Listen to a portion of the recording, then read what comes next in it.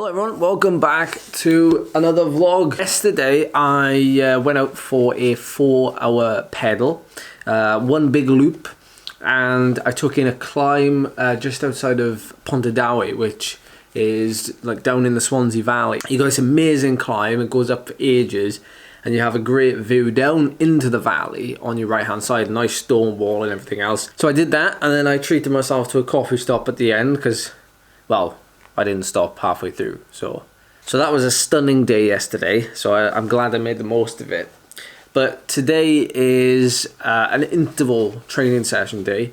I was going to do it yesterday, but I wasn't feeling quite 100%. I haven't been feeling quite 100% since the weekend.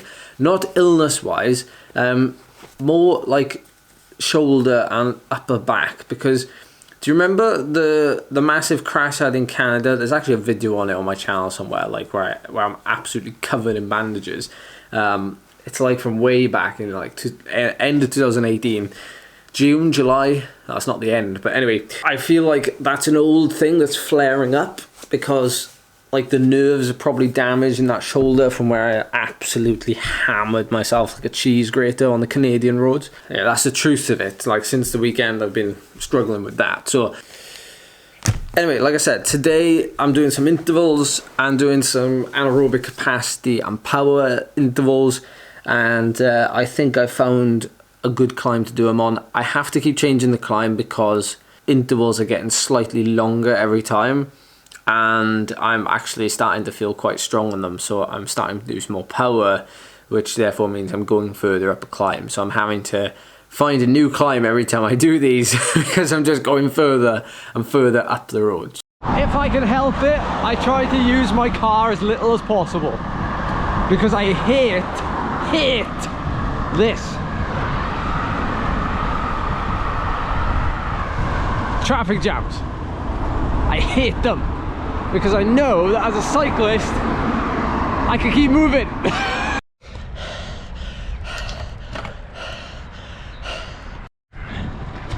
Now, to tell you the truth, I think I've been very ambitious thinking that I'd be able to undertake this workout today, or at least the intensity portion of it anyway.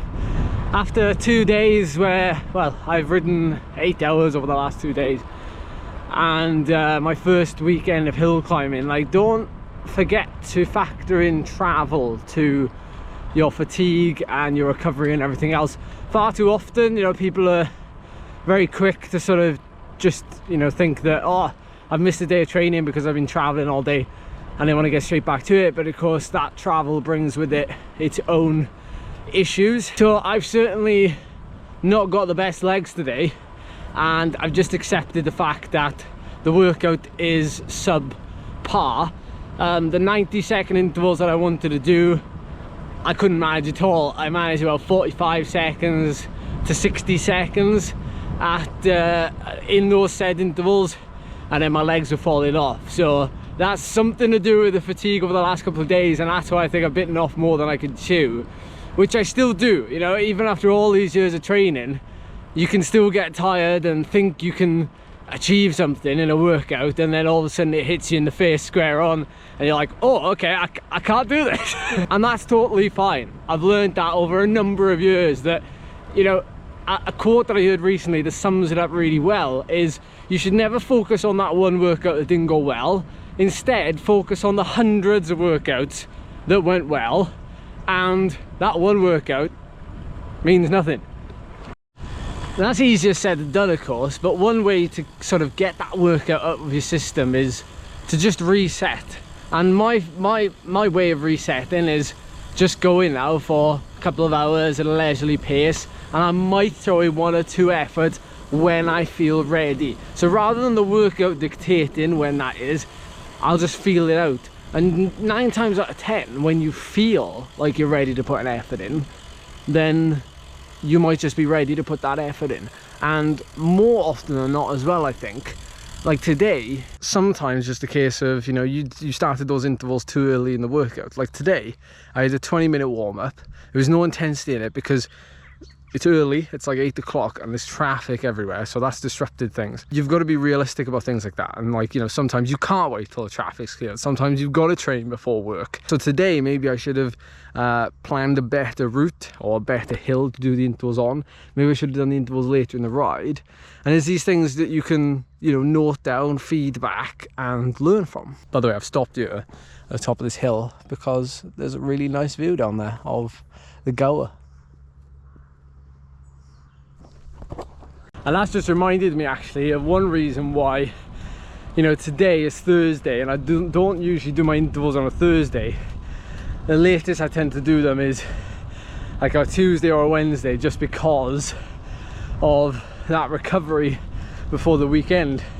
And because of what's happened recently, earlier this week, you know, I've had to change that, and hence, you know, that's probably led to the demise of the session. But in order to, you know, give yourself that time before the weekend to reset and prepare yourself for a race, because of course I don't want this mentality now of today's session to impact my race on Sunday. So hence why it's really important to get out of your system a little bit, ride a bit more, sort of switch off, ride to just having fun per se, and realize that, like, you know, this workout, yeah, it was a bit pup, but every other workout this week is good. So just go into the race with that mindset.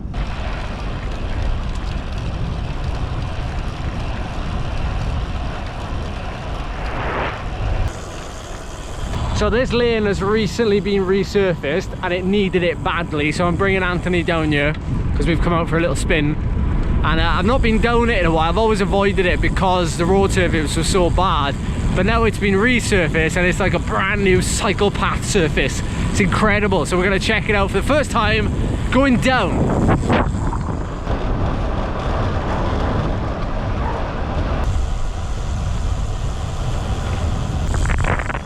Oh!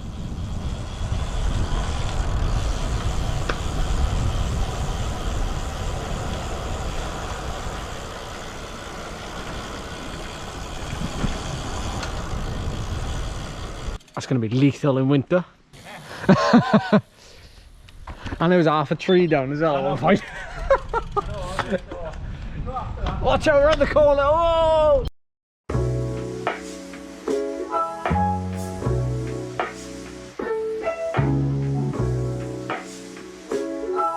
I don't know why, but I get great satisfaction in washing this bike. It is without a doubt the easiest bike in the world to clean.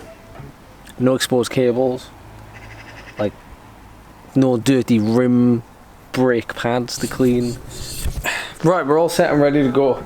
Heading to my second climbing home, which is Exmoor.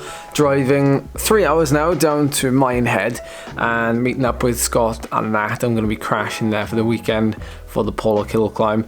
A hill climb that I've been attending for the last it's always been on my calendar. The climb, the toll road, is so scenic. It's so beautiful. It's like doing an alpine climb but in the UK. So we're driving down. I've got food with me. I'm probably going to go for a ride when I get there, maybe with Scott if he's got his act together and he's kitted up ready to go. But yeah, let's depart wheels. Well, miss, I guess I'll be on my way now. You just give me a...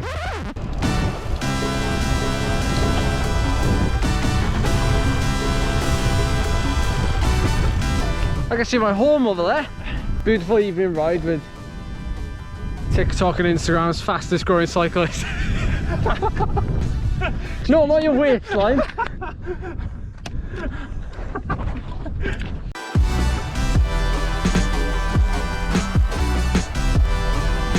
that, a bloody GoPro?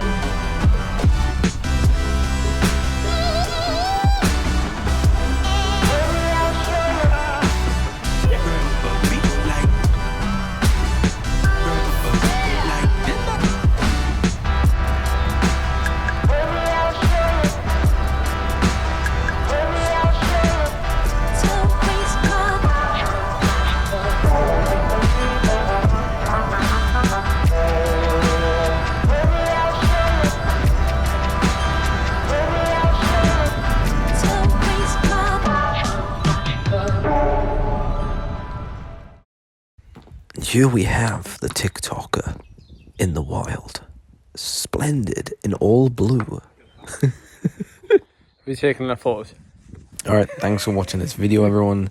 I will see you in the next one, which will be the race video, so stay tuned for that. See you soon.